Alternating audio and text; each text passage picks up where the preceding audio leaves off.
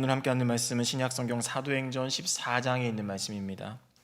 신약성경 사도행전 14장 1절로 7절, 사도행전 14장 1절로 7절까지 말씀입니다. 제가 대표로 읽겠습니다. 이에 이고니온에서 두 사도가 함께 유대인의 회당에 들어가 말하니 유대와 헬라의 허다한 무리가 믿더라. 그러나 순종하지 아니하는 유대인들이 이방인들의 마음을 선동하여 형제들에게 악감을 품게 하거늘 두 사도가 오래 있어 주를 힘입어 담대히 말하니 주께서 그들의 손으로 표적과 기사를 행하게 하여 주사 자기 은혜의 말씀을 증언하시니 그 시내의 무리가 나뉘어 유대인을 따르는 자도 있고 두 사도를 따르는 자도 있는지라. 이방인과 유대인과 그 관리들이 두 사도를 모욕하며 돌로 치려고 달려드니 그들이 알고 도망하여 루가오니아의 두 성 루스드라와 더베와 그 근방으로 가서 거기서 복음을 전하니라. 아멘. 오늘은 거기서 복음을 전하니라, 거기서 복음을 전하니라 라는 제목의 말씀을 가지고 잠시 하나님 말씀과 마음을 나누도록 하겠습니다. 하나님 아버지와 예수 그리스도의 은혜와 평강이 오늘 목요일 새 아침을 말씀과 찬양, 기도로 시작하는 우리 모든 엘림의 성도님들과 함께 하시기를 주님의 이름으로 축복합니다. 제가 최근에 전에 교회 같은 부서에서 사역하던 선생님과 통화할 일이 있어서 전화를 했습니다. 전 교회를 떠난 지 벌써 6년이 흘렀음에도 불구하고 매번 연락도 자주 하고 또 아직까지도 제 생일날 꽃을 선물로 보내주시는 그런 굉장히 좀 친한 선생님 한 분이 계십니다. 오랜만에 연락을 해서 또 서로의 근황도 묻고 또 대화도 하고 또 과거에 함께 있었던 이런저런 추억도 잠기고 그러면서 각자의 삶을 나누고 또 힘들고 어려웠지만 또 그 가운데도 역사하셨던 그 하나님의 은혜들을 같이 나누는 전화 통화였습니다. 그런데요, 그 전화 말미에 함께 나누고 고백했던 이 하나님의 은혜가 한순간에 증발해 버리는 말 한마디를 제가 듣습니다. 이런 말이었습니다. 목사님, 그런데 요즘 왜 이렇게 살이 많이 쪘어요? 라는 이야기였어요. 사실 제가 살쪘다는 이야기를 정말 많이 들었어서 이 선생님이 6년 전 내 모습만 기억하고 있으니까 아마 지금 보이는 내 모습이 살쪄 보일 수 있겠다 그러려니 하고 그냥 받아 넘겼습니다. 그런데 그 이후에 한마디를 또 더하셨는데 그 한마디가 은혜를 증발시켜버리는 결정타였어요. 바로 이런 말이었습니다. 목사님, 근데 요즘도 피부가 더럽나요? 라는 말이었습니다. 여러분, 물론 이 선생님과 저는요 워낙 친하고 또 신뢰와 추억이 많은 관계여서 사실 제가 이런 말에 상처를 받거나 그러진 않습니다. 그리고 선생님이 이 피부가 더럽나요? 라고 말했던 더럽나요도 사실은 부정적인 의미라기보다는 피부가 여전히 안 좋냐, 그냥 저를 걱정하는 것에서 말했다는 것도 저도 또 잘 알고 있습니다. 그러나 어쨌든 이 전화 말미에 저는 한순간에 살찐 목사 그리고 피부가 더러운 목사가 되고 말았습니다. 말 한마디에 말이죠. 이렇듯 이 말이 가지고 있는 이 영향력 생각보다 큽니다. 신창원이 이 극악무도한 강도 살인죄를 저질렀죠. 그런데 신창원이 어릴 적을 추억하면서 그런 말을 하지 않았습니까? 내가 이렇게 마음속에 분노가 있고 화가 있는 것은 어릴 적 우리 담임 선생님이 날 향한 질투, 날 향한 편견, 차별된 말 때문에 난 그때부터 내 마음속에 화가 있었다. 물론 제가 지금 이 말씀을 드리는 건 신창원을 옹호하거나 그러려는 의도는 절대 아닙니다. 다만 어떤 시기, 어떤 장소, 어떤 환경에서 우리가 듣는 말이 우리에게 그만큼 큰 영향을 끼칠 수도 있음을 여러분에게 말씀드리고자 하는 것입니다. 여러분 혹시 말 한마디에 천냥빛을 갚으신 경험이 있으신가요? 반대로 정말 오랜 시간 잘 지내왔었는데 말 한마디 잘못해서 혹시 깨어진 관계나 상황이 있으신가요? 오늘 우리가 함께 읽은 본문은 그리스도인으로 살아가는 우리가 어떤 말, 어떤 생각, 어떤 마음, 어떤 행동을 하며 살아가야 되는지에 대해서 자세하게 알려주고 있습니다. 오늘 우리가 본문 말씀을 통해서 우리의 언어, 우리의 생각, 우리의 마음 등을 점검하며 나아갈 때 성령님께서 우리의 생각과 마음을 주장하시고 힘주시고 도와주시는 이 새벽 시간 되시기를 주님의 이름으로 다시 한번 축복을 드립니다. 오늘 본문에는 크게 두 가지 말이 등장합니다. 두 가지 마음이 등장합니다. 하나는 이 바나바와 바울의 말과 마음입니다. 14장 1절과 3절에 보면요, 공통적으로 바나바와 바울에 대해서 표현하는 표현이 있습니다. 바로 말하니, 담대하게 말하니, 그들이 무언가를 말하고 있다라는 이야기를 성경은 지속적으로 우리에게 알려주고 있습니다. 바나바와 바울은요, 이 비시디아 안디옥 첫 번째 전도지였던 그곳을 떠나서 지금은 이고니온이라는 지역에 이르렀습니다.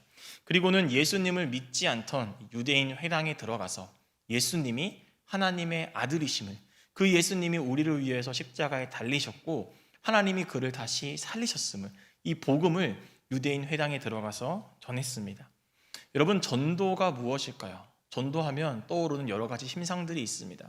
전도는 쉽게 말해서 예수님에 대해서 말하는 것이 전도다. 저는 이렇게 좀 정의를 해보고 싶습니다. 그들은, 바나바와 바울은 전도했습니다. 예수님에 관해서 말을 했다는 것이죠. 그런데 그 말이, 예수님에 관한 말이 얼마나 영향력이 있었는지 1절 말씀에 보니까요, 예수님을 부인하던 유대인들 뿐만 아니라 헬라파라는 이름으로 대변되던 수많은 이방인들 중에서도 허다한 무리가, 정말 많은 무리가 유대인들, 이방인들 중에서 나와서 예수 그리스도의 복음을 믿었다라고 오늘 성경은 1절 말씀에서 우리에게 알려주고 있습니다. 그 많은 사람들이 복음을 받아들이게 됐던 이 모든 열매의 시작은 예수님에 대해서 말했던, 예수님에 대해서 말했던 바나바와 바울의 입술과 고백으로부터 시작이 된 것이죠. 여러분, 그에 반해서 오늘 본문에는 다른 부류의 말과 생각과 마음을 가진 사람들이 등장합니다. 오늘 성경의 표현대로 하면 순종하지 아니하는 자들이라는 건데요, 우리 2절 말씀을 다시 한번 읽어보겠습니다. 집에서도 함께 읽겠습니다. 시작. 그러나 순종하지 아니하는 유대인들이 이방인들의 마음을 선동하여 형제들에게 악감을 품게 하거늘. 여러분, 복음에 대해서, 그리고 그리스도의 구주 되심에 대해서, 그리고 예수님이 하나님의 아들이시라는 것에 대해서 그들은 들었지만, 그들은 선포된 말씀을 듣지 않았고 믿지 않았고 나의 말씀으로 받아들이지 않았습니다. 그렇기 때문에 성경은 그들에 대해서 순종하지 아니하는 자들이다 라고 말하고 있습니다. 그런데 그들은 거기서 받아들이지 않는 것에서 끝난 것이 아니라 오히려 말씀을 받아들였던 믿음이 있던 자들, 또는 이제 곧 믿음이 들어갈 것 같은 자들에게 어떤 말을 하는 거예요? 어떤 마음을 가지고 다가가고 있습니까? 바나바와 바울에 관한 악담을 퍼붓고 그들에 관해서 선동하기 시작했다라고 오늘 2절 말씀은 우리에게 알려주고 있는 것이죠. 여러분, 이 표현은 지난주 새벽 설교 말씀에도 비슷한 구절이 나와 있습니다. 사도행전 13장 28절에 보면 예수님에 관해서 세상 사람들이 어떻게 대했습니까? 죽일 죄를 하나도 찾지 못하였으나 빌라도에게 죽여달라 하였으니. 죄를 찾지 못했지만 죄를 만들어서 누명을 씌우려 하고 아무 잘못도 하지 않았지만 가짜 뉴스와 험담으로 이 바나바와 바울에 대해서 악감정을 갖게 하는 이 모습, 죄가 없음에도 불구하고 죄를 만들어서라도 흠집을 내려고 하는 이 모습은 오늘 이 험한 세상에서 그리스도인들로 살아가는 저와 여러분에게도 들리는 유혹이자 비난이기도 한 것입니다. 이 이고니온에서의 짧은 전도 속에서 우리는 말과 말, 서로 다른 마음과 마음이 싸우고 있는 이 영적 전쟁의 현장을 보게 됩니다. 이 세상은 예수님에 대해서 말하는 것에 대해서 거부하죠. 예수님에 대해 말하면 발악합니다. 예수님에 대한 이야기들은 어떤 술수를 동원해서라도 무효화시키려고 애를 씁니다. 여러분, 우리가 오늘 읽지는 않았지만 첫 번째 전도지였던 이 비시디아 안디옥에서 바울과 바나바가 어떤 일을 겪습니다. 그 일을 겪고 나서 그곳을 떠나서 지금 이고니온이라는 지역에 있었는데요, 어떤 일이 있었는지 사도행전 13장 50절 말씀은 이렇게 기록하고 있습니다. 유대인들의 경건한 귀부인들과 그 신의 유력자들을 선동하여 바울과 바나바를 박해하게 하여 그 지역에서 쫓아내니. 선동하고 박해해서 쫓아냈습니다. 첫 번째 전도지 이곳에서 그들은 선동당했습니다. 억울하게 쫓겨났습니다. 그리고 뒤를 이어서 도착한 이 이고니온이라는 지역에서도요, 지금 바나바와 바울, 그리스도인으로 대표되는 우리들을 향한 선동과 악담은요 반복되고 있습니다. 기나긴 싸움이 바나바와 바울을 기다리고 있었고 오늘 저와 여러분을 기다리고 있습니다. 그렇다면 이 보이지 않는 이 영적인 전쟁에서 우리 그리스도인들은 어떻게 승리할 수 있을까요? 그 답은 의외로 간단합니다. 우리 7절 말씀에 나와 있는데요, 함께 집에서도 같이 읽어보겠습니다. 시작. 거기서 복음을 전하니라. 한 번 더 읽어볼까요? 시작. 거기서 복음을 전하니라. 여러분, 제가 거기서라는 표현을 조금 더 크게 표시를 했습니다. 그리스도인들이란 사람들은 어떤 사람일까요? 저와 여러분은 어떤 사람들입니까?